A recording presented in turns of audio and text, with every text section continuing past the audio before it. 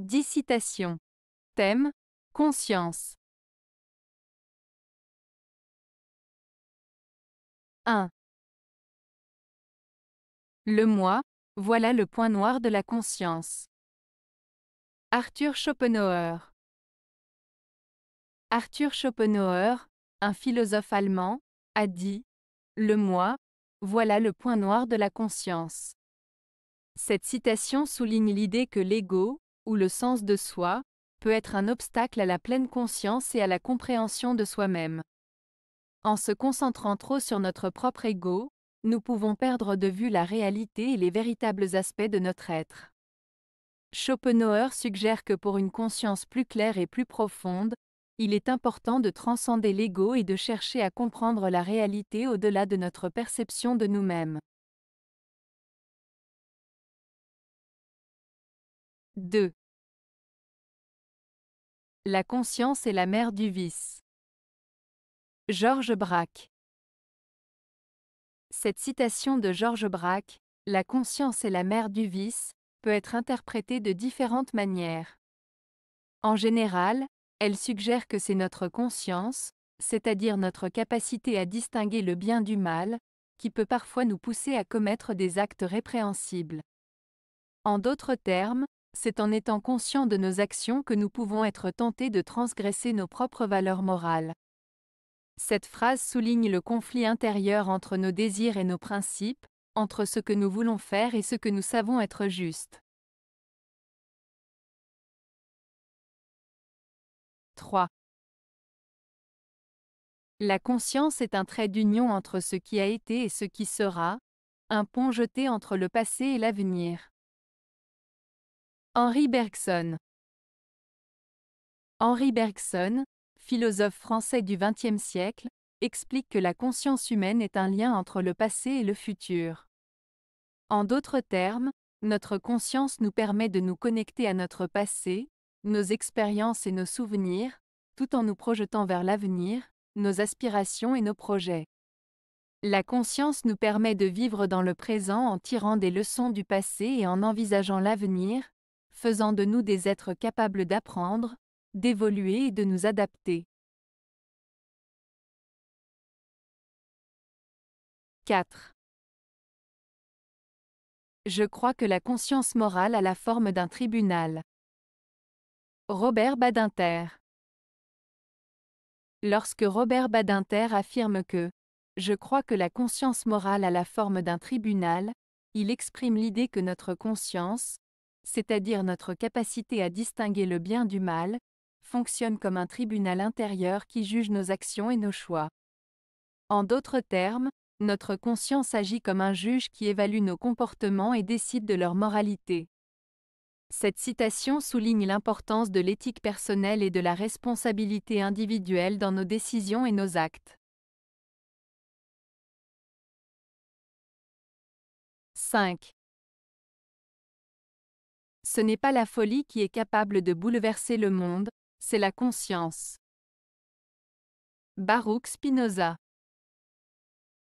Baruch Spinoza, philosophe du XVIIe siècle, a affirmé que ce n'est pas la folie, c'est-à-dire la démence ou la déraison, qui a le pouvoir de provoquer des changements radicaux dans le monde, mais c'est plutôt la conscience, c'est-à-dire la capacité de réflexion et de prise de décision éclairée.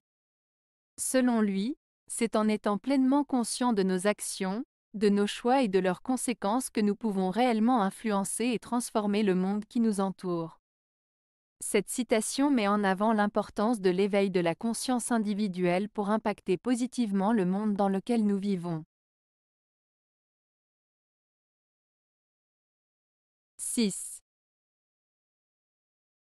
Mieux vaut une conscience tranquille qu'une destinée prospère. J'aime mieux un bon sommeil qu'un bon lit. Victor Hugo. Dans cette citation de Victor Hugo, l'auteur met en avant l'importance de la tranquillité intérieure et de la paix de l'esprit par rapport au succès matériel ou extérieur. Lorsqu'il dit « Mieux vaut une conscience tranquille qu'une destinée prospère », Hugo souligne que le fait d'avoir une conscience en paix, c'est-à-dire de vivre en accord avec ses valeurs, ses principes et sa morale, est plus précieux et satisfaisant que de connaître une réussite matérielle ou sociale.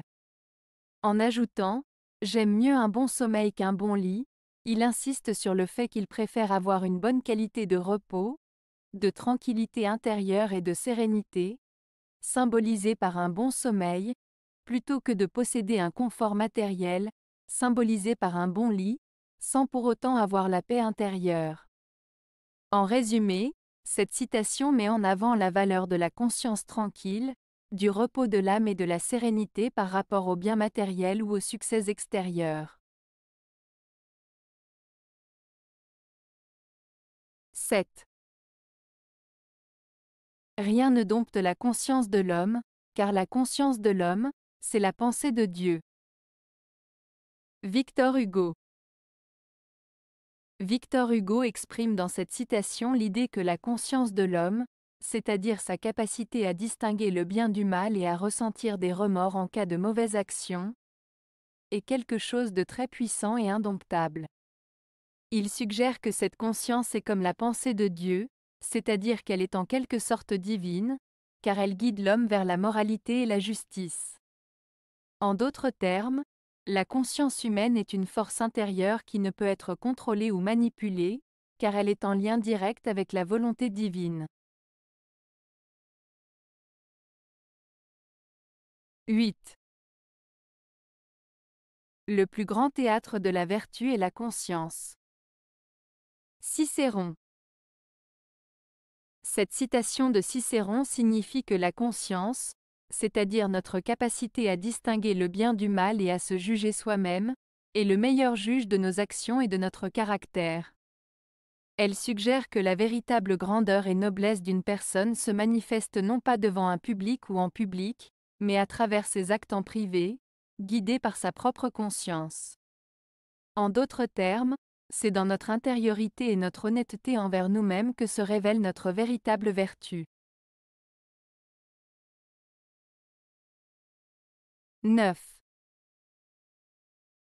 À travers quels enfers faudra-t-il encore que l'être humain passe pour que s'ouvre à lui l'expérience qu'il ne se fait pas à lui tout seul? Martin Heidegger. Cette citation de Martin Heidegger invite à réfléchir sur le chemin que l'être humain doit parcourir pour parvenir à une véritable expérience de lui-même. En évoquant les enfers à travers lesquels il faudra passer, Heidegger suggère que la compréhension de soi et de son existence ne peut se faire sans affronter des épreuves et des difficultés. Il souligne ainsi que la véritable expérience de soi nécessite un dépassement de soi, une remise en question profonde et une confrontation avec ses propres limites et contradictions. Il met en lumière l'idée que l'authenticité de l'expérience de l'être humain réside dans sa capacité à se confronter à ses propres vérités et à se découvrir réellement, au-delà des apparences et des illusions. 10. Être vide, être nul serait tolérable si l'on n'en était pas conscient. Robert Charbonneau. Cette citation de Robert Charbonneau signifie que le fait d'être vide ou insignifiant serait acceptable si on n'en était pas conscient. En d'autres termes, le problème réside dans le fait de prendre conscience de notre propre insignifiance ou vide intérieur. Si on ne se rendait pas compte de cette vacuité, cela ne poserait pas de problème. Cela souligne l'importance de l'autoconnaissance et de la conscience de soi, même lorsque cela peut être difficile à accepter. Avez-vous aimé la vidéo? Si oui, mettez un pouce vers le haut. Cela aidera la chaîne et aidera les autres à la trouver. Nous ajoutons plusieurs nouvelles vidéos quotidiennement. Abonnez-vous pour ne rien manquer.